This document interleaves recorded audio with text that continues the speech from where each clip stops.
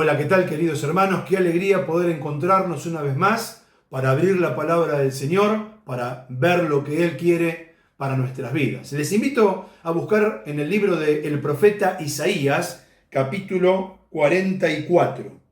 Isaías, capítulo 44. Vamos a hablar desde el versículo 2 hasta el versículo 4.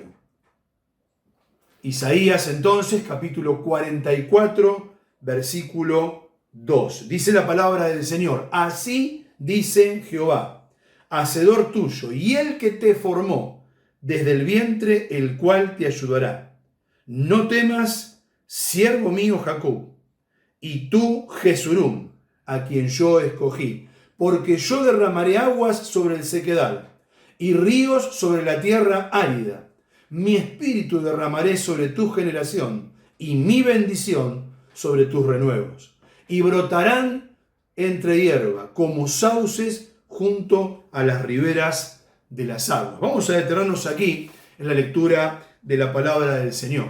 Vamos a considerar este nombre, Jesurum, tan singular, no tan conocido, y qué es lo que le quería decir el Señor a sus hijos justamente sobre este concepto. Para eso vamos a ver justamente 6 conceptos, valga la redundancia, que nos van a ayudar como contexto a ver esta realidad en nuestra vida. El primero de ellos está en el versículo 2, es la primera frase. Dice así dice Jehová, así dice el Señor. No lo dice un estadista, no lo dice un filósofo, no lo dice un religioso, no lo dice un político, ni siquiera nos lo dice un ser querido. Lo que viene ahora a continuación es dicho por Dios mismo, porque toda la palabra es inspirada por el Señor. Por eso cuando vamos a la palabra de Dios podemos estar tranquilos que el que lo dice es confiable, que el que lo dice es digno de creer, porque es imposible, dice la palabra de Dios de sí mismo, allí en el libro a los Hebreos, que Dios mienta. Dios es un Dios veraz y Él tiene para nuestra vida una palabra muy especial. En segundo lugar, nos va a decir que Él es nuestro hacedor tuyo, el que te formó desde el vientre de nuestra madre. Qué declaración tan tremenda que vemos aquí en la palabra de Dios, que clarifica, que nos da luz, ¿sí?, a que en realidad hay un proyecto de Dios, hay un propósito eterno, soberano, divino, para que usted y yo, para que vos y yo estemos en este mundo aquí y ahora. No somos fruto de la casualidad, somos fruto de la voluntad de Dios. Él nos conoce, Él nos formó. Dice allí el salmista David que formidables, maravillosas son las obras de Dios.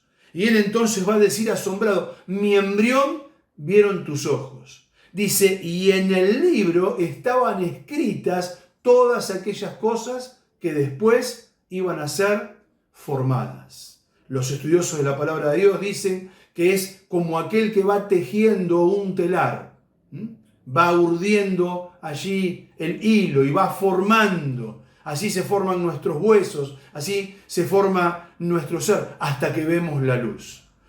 Quizás, lamentablemente, en medio de aquellos que participamos de este culto, haya alguno que haya escuchado desde su niñez: fuiste fruto de una casualidad, no te buscamos, fuiste el no querido, el no esperado, y eso ha marcado la vida con raíces de amargura.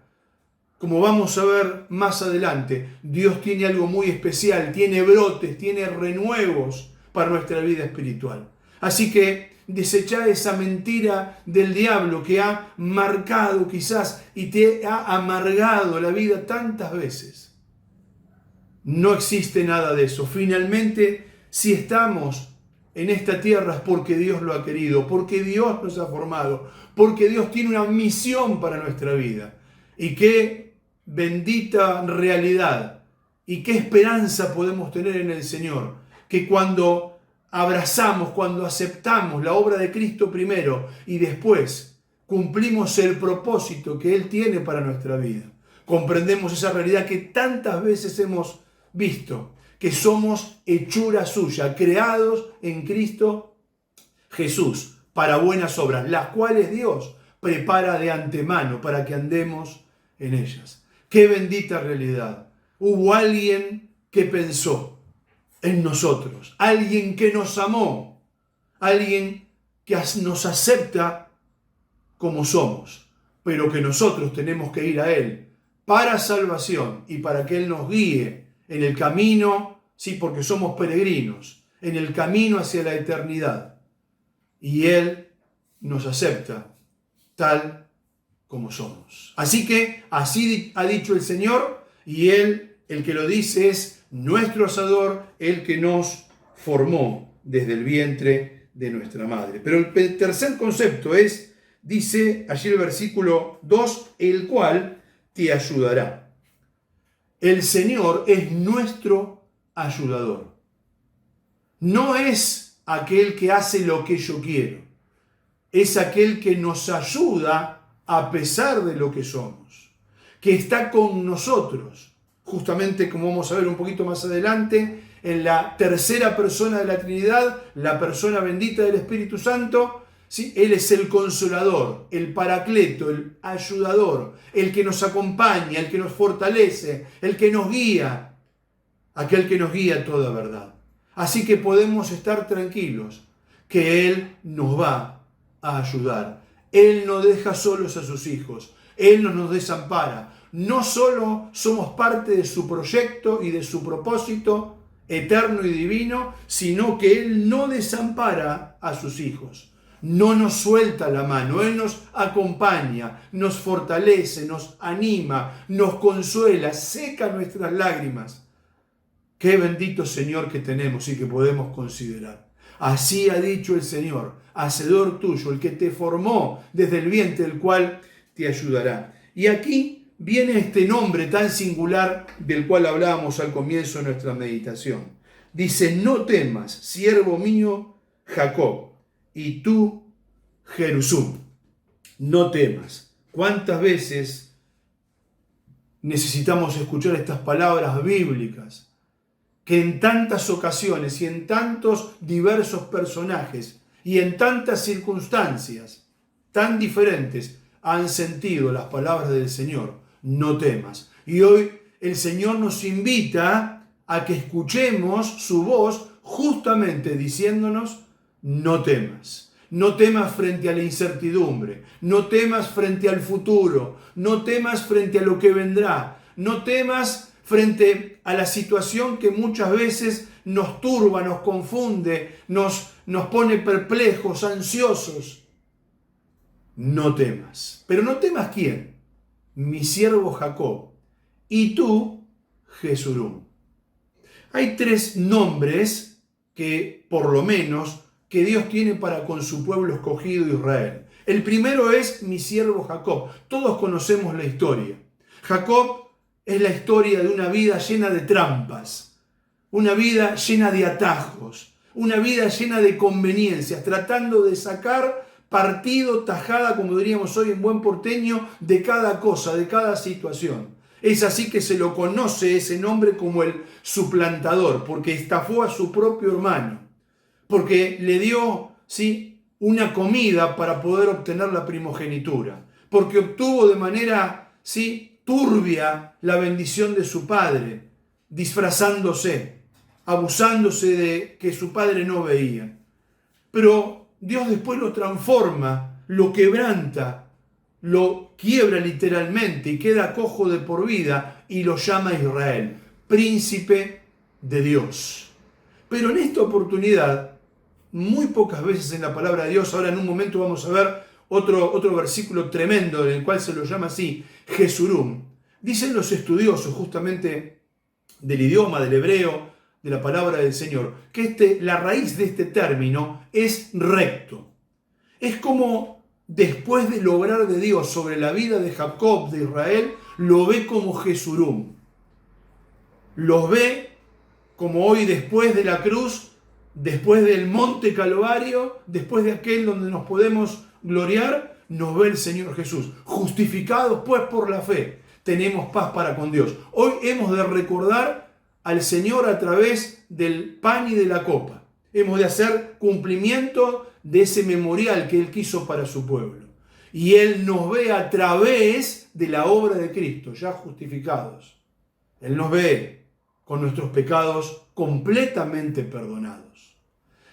Dice, no temas, siervo mío Jacob, y tú Jesurum. Acompáñeme por favor al libro de Deuteronomio.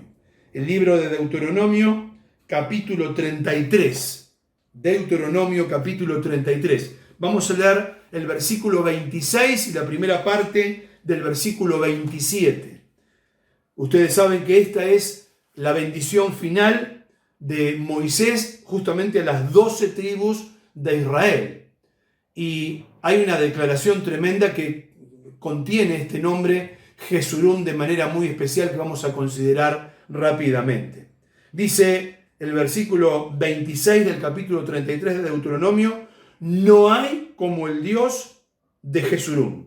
No hay como el Dios de Jesurum, quien cabalga sobre los cielos para tu ayuda y sobre las nubes con su grandeza. El eterno Dios es tu refugio y acá abajo los brazos eternos. No hay Dios, ¿se acuerdan? No hay Dios tan grande como tú. No lo hay. Pero en esta oportunidad Dios nos está diciendo a sus hijos como iglesia, no hay como el Dios de Jesurum. El Dios que pensó de manera personal en cada uno de nosotros. El Dios que tuvo tanto amor para con nosotros, en que aún siendo pecadores, Cristo murió por nosotros. Y que hoy nos dice, sos mi siervo, no temas. No temas, Jacob. Pero hoy sos más que Jacob. Hoy sos Jesurum. Sos aquel que yo veo con los ojos, como les decía, de este lado de la cruz, a través de la obra de Jesucristo. Y Él nos dice allí, cabalga sobre los cielos para tu ayuda. ¡Qué tremendo! Decíamos recién que era nuestro ayudador. Cabalga sobre los cielos. Él hace lo que nadie puede hacer. Él caminó sobre las aguas, ¿se acuerdan? Él cabalga sobre los cielos. No hay impedimento físico, material, para que Él vaya en el socorro de sus hijos. Por eso escuchamos y siempre recordamos la palabra de Dios, clama a mí y yo te responderé. Él escucha el clamor de sus hijos. Y no solo no hay Dios como el Dios de Jesurum, así como nos ve el Señor, sino que Él cabalga en los cielos, en una misión especial, única, singular, porque somos su proyecto, porque somos la niña de sus ojos, porque somos parte de su propósito. Y parte de su amor es que Él cabalgue sobre los cielos hacia nuestra ayuda. Y nos dice la palabra de Dios, sobre las nubes con su grandeza. El eterno Dios es tu refugio y acá abajo los brazos eternos.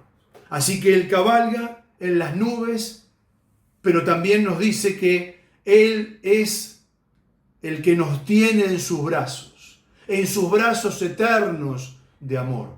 Él nos sostiene, Él nos ayuda, Él es aquel al cual ha pensado en nosotros. Pero nos dice allí la palabra del Señor, a quien yo escogí, sobre el final del versículo 2, como quinto concepto que vamos a ver, ¿sí?, en esta oportunidad. Dice la palabra de Dios que antes de la fundación del mundo, ¿se acuerdan? Efesios capítulo 1 dice, fuimos creados, pensados por Dios, escogidos por Dios. Justamente, ¿sí?, siendo vistos como santos, apartados, sin mancha. Él nos ha escogido antes de la fundación del mundo. Por eso somos su especial tesoro. Por eso somos un linaje escogido, una nación santa, un real sacerdocio para anunciar las virtudes de aquel que nos llamó a su gloria admirable. Así ha dicho el Señor, tu Hacedor, el que te formó, el que te va a ayudar, el que te dice no temas, el que te dice, sí, no hay Dios como el Dios de Jesurún. No hay otro nombre que tenga tanto poder que el nombre poderoso de Jesucristo. No hay sangre que tenga tanto poder como la sangre preciosa de Jesucristo, el cual nos ha lavado, nos ha limpiado de nuestros pecados. Pero para concluir, vemos el último concepto que encontramos en los versículos 3 y 4 de allí, del capítulo 44 de Deuteronomio. Dice: yo derramaré agua sobre el sequedal, río sobre la tierra árida, mi espíritu, con mayúscula dice allí, derramaré sobre tu generación, mi bendición sobre tus renuevos, brotarán entre hierba como sauces junto a la ribera de las aguas. Qué hermosas declaraciones. Él va a derramar. El concepto de derramar es volcar hasta que sobreabunde, ¿sí? Hasta que se llene todo el lugar, no solo el recipiente, sino sobreabunde por todas partes. Él nos da su espíritu, como decíamos antes, y lo hace, ¿sí?, como algo lleno de bendición. Allí habla de renuevos y habla de brotes. Habla de aguas derramadas en sequedales, en tierras áridas. Habla de sauces que crecen al lado del río y dice allí, brotarán como sauces junto a la ribera de las aguas. Leyendo un poquito sobre el sauce, ¿sí?, es justamente un árbol característico, ¿sí? Hay varias especies, pero tienen o desarrollan por lo menos 25 metros de altura. Da la sombra frente al calor. Así que allí las grandes lluvias, como tantas veces recordamos, las lluvias de la bendición de Dios, están sobre esa tierra árida.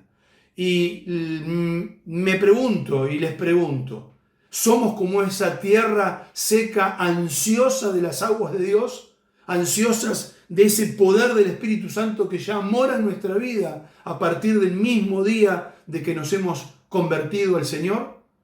Tierra seca, tierra árida, sequedal, pero que es inundada por el río de Dios, por las corrientes que alegran, como dice el Salmo, la ciudad de Dios. Hoy tenemos que aferrarnos al Señor, buscarlo con todo el corazón y que esa tierra sea llena de esa agua tremenda que el Señor tiene para nuestra vida. Como dice la palabra de Dios, correrán ríos de agua viva desde el interior. Eso es lo que hace la obra del Espíritu Santo.